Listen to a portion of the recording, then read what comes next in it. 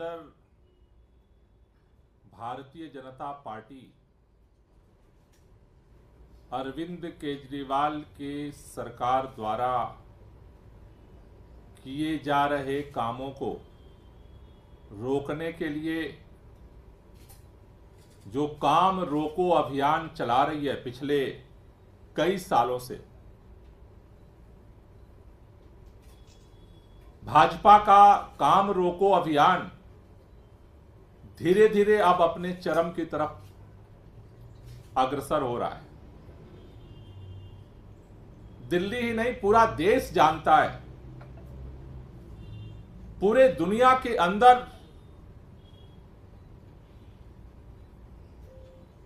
आज दिल्ली की चर्चा होती है। उसमें एक महत्वपूर्ण बात है कि पूरे देश के में जो सरकारी शिक्षा तंत्र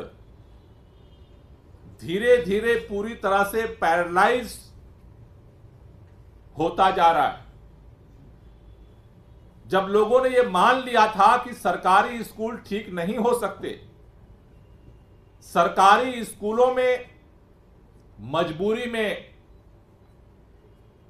अपने बच्चे लोग भेजने की मना स्थिति में पहुंच गए थे, उस समय दिल्ली के अंदर अरविंद केजरीवाल जी के नेतृत्व में आम आदमी पार्टी की सरकार ने 360 डिग्री इस सोच को बदला। और न सिर्फ सोच को बदला, बल्कि दिल्ली के अंदर इस बात को हकीकत में सच करके दिखाया कि सरकारी स्कूल जहां पर आमतौर पर गरीबों के बच्चे बच्चियां पढ़ने जाते हैं, वो सरकारी स्कूल प्राइवेट स्कूल से बेहतर बन सकते हैं, बेहतर शिक्षा मिल सकती है, बेहतर रिजल्ट दे सकते हैं। और जो सरकारी स्कूलों में परिवर्तन की जो खुशबू है, देश की राजधानी दिल्ली से पैदा हुई, वो खुशबू न सिर्फ देश में फैली, बल्कि उसकी खुशबू पूरे दुनिया ने महसूस किया। और उसका सबसे बड़ा उदाहरण है कि दिल्ली के अंदर जब अमेरिका के राष्ट्रपति आते हैं, केंद्र सरकार उनको बुलाती है, तो अमेरिका के राष्ट्रपति की पत्नी ये इच्छा व्यक्त करती हैं कि हमें दिल्ली सरकार के सरकारी स्कूल देखना है। क्यों देखना है?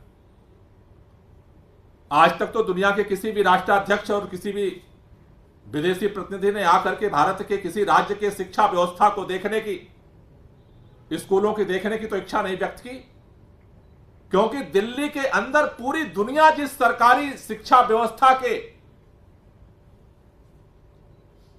चैलेंज से जूझ रही है, दिल्ली ने उसका एक समाधान दुनिया के सामने प्रस्तुत किया। आज अपने बच्चा जब पैदा होता है तो मां बाप सबसे पहले यही सोचना शुरू करते हैं कि इसको बेहतर शिक्षा देनी है, किस किस स्कूल में हम उसका नाम लिखवा सकते हैं।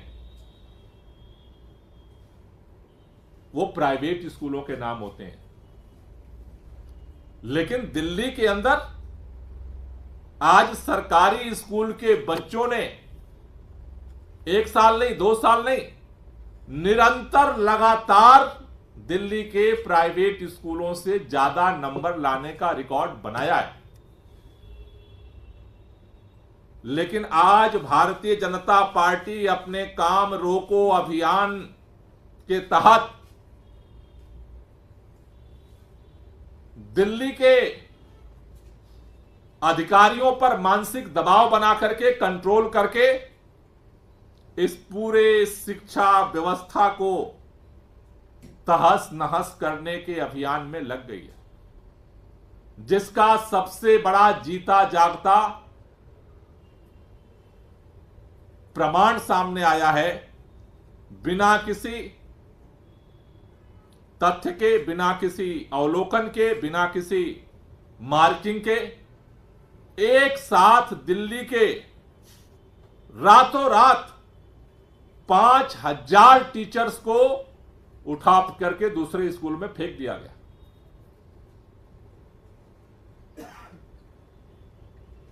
एक लाइन के आधार पर 11 जून को शिक्षा विभाग के अधिकारी आदेश निकालते हैं कि कोई भी शिक्षक जो एक स्कूल में 10 साल से ज्यादा से पढ़ा रहा है उसको उठा करके वहां से फेंक दिया जाएगा। उनको नहीं पता कि दिल्ली के जो शिक्षा व्यवस्था का कायाकल्प हुआ है उसकी रीढ़ की हड्डी हमारे टीचर्स हैं। देश में कहीं का भी सरकारी स्कूल का शिक्षक जाकर के बताता है मैं प्राइमरी स्कूल में, सरकारी स्कूल में पढ़ाता हूं, तो लोगों को एक ही बात समझ में आती है कि वहां तो पढ़ाई नहीं होती। लेकिन आज दिल्ली सरकार का टीचर अगर देश में कहीं भी जाता है, लोगों को पता चलता है ये दिल्ली सरकार के सरकारी स्कूल का टीचर है, तो लोग उसे सम्मान की दृष्टि से देखते हैं। देश में और पूरे दुनिया के प्रमुख संस्थानों में इन शिक्षकों की ट्रेनिंग करके ये कायाकल्प हुआ है दिल्ली के सरकारी स्कूल का। और दिल्ली के नहीं, पूरे देश के सरकारी स्कूलों को बर्बाद करने का काम किया अफसरशाही ने। अफसरशाही के मनमाने तरीके से बिना तथ्यात्मक आधार पर किए गए प्रशासनिक डंडे ने सरकारी स्कूल को तहस नहस किया है। ट्रांसफर पोस्टिंग के भ्रष्टाचार के उद्योग ने सरकारी स्कूलों को तहस नहस किया है। दिल्ली के अंदर इसी चीज को पलटा गया। शिक्षकों को सम्मान दिया गया, उनको फ्रीडम दिया गया, उनको ट्रेनिंग दी गई, उनको यह बोध कराया गया कि ये बच्चे और ये स्कूल आपके हैं। उसके साथ उनके इमोशंस को जोड़ा गया, जिसका परिणाम हुआ कि वही टीचर उन बच्चों को अपना समझने लगे, उनको प्यार देने लगे, उनको शिक्षा देने लगे, और दिल्ली ने इस रिकॉर्ड को कायम किया। आज ये मूल्यांकन किए बगैर ये बात तो समझ में आती है कि अगर किसी स्कूल में किसी टीचर की मार्किंग, पढ़ाने का परफॉर्मेंस उसका अच्छा नहीं है, आप उसको ट्रांसफर करते हैं, ये बात समझ में आती है।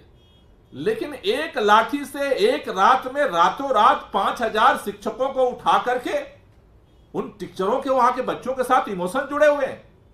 किस बच्चे का क्या माइंडसेट है वो टीचर जानता है। अब जब नया दाखिला, नई पढ़ाई का सेशन शुरू हो रहा है, आपने उठाकर फेंक दिया, आपको कोई इससे मतलब नहीं है। एक बच्चे को, गरीब परिवार के बच्चे को उसके मानसिकता से जुड़ना, उसके मां बाप को एजुकेट करना, पेरेंट्स मीटिंग में उन्हें गाइड करना और उन बच्चों को पढ़ाने के लिए मेंटली तैयार करना, ये एक दिन का प्रशासनिक डंडे से नहीं हुआ है। लोगों ने अपने बच्चों की तरह, टीचरों ने उन बच्चों को पाला पोसा है और बड़ा किया है, उनको समझाया है, उनको तैयार किया है, उनके मां बाप को तैयार किया है। इसलिए यह साफ साफ दिख रहा है कि जिस तरह से भारतीय जनता पार्टी का काम रोको अभियान दिल्ली के अंदर जारी है, उसका सबसे खतरनाक चेहरा दिल्ली के सरकारी स्कूलों को बर्बाद करने का सामने आया है, जिसका एक पहला एक्शन उन्होंने, भाजपा ने लिया है। केंद्र सरकार ने प्रशासनिक अधिकारियों को दबाव में लेकर के लिया है। यह दिल्ली के लोगों को मंजूर नहीं है। शिक्षकों के यूनियंस को भी, शिक्षकों को भी यह मंजूर नहीं है। और यह बात केवल लिया नहीं जाता है, दिल्ली के शिक्षा मंत्री के आदेश के बावजूद लिया जाता है। 11 जून को दिल्ली सरकार के अधिकारियों की तरफ से यह आदेश दिया जाता है। 1 जुलाई को दिल्ली के शिक्षा मंत्री, शिक्षा विभाग के सचिव, शिक्षा विभाग के डायरेक्टर, निदेशक के साथ मीटिंग करके आदेश देती हैं कि ये ट्रांसफर नहीं होने चाहिए। ये ट्रांसफर दिल्ली सरकार के बुनियाद को हिला देंगे। छात्रों और जो टीचर्स का इमोशनल बाउंडिंग है उसको तोड़ देंगे। लेकिन दिल्ली के शिक्षा मंत्री के आदेश के बावजूद 2 जुलाई को रातों रात 5000 शिक्षकों को उठा करके फेंक दिया जाता है। मेरी हाथ जोड़ करके भाजपा के नेताओं से विनती है,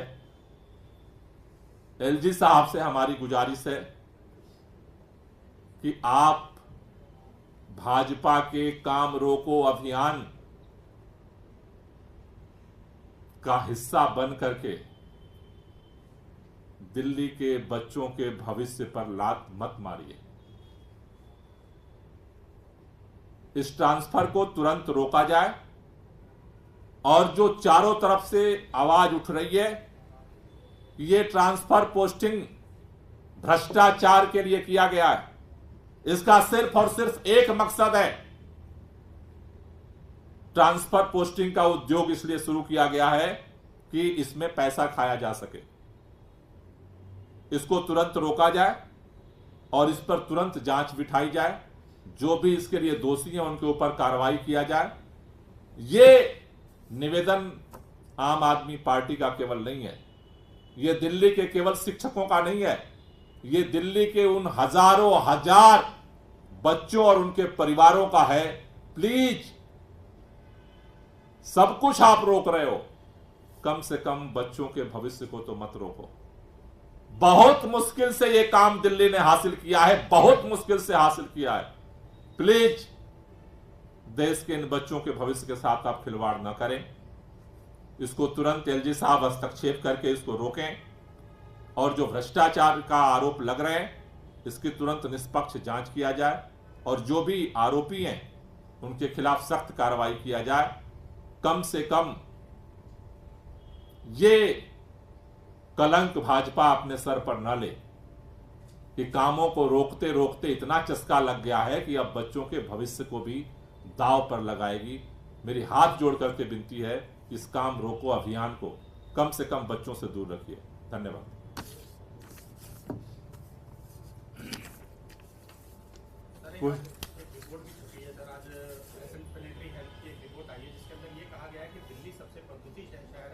इस प्रदूषण की वजह से हर साल दिल्ली के अंदर 12,000 लोगों की मौत हो रही है। देखिए, दिल्ली के अंदर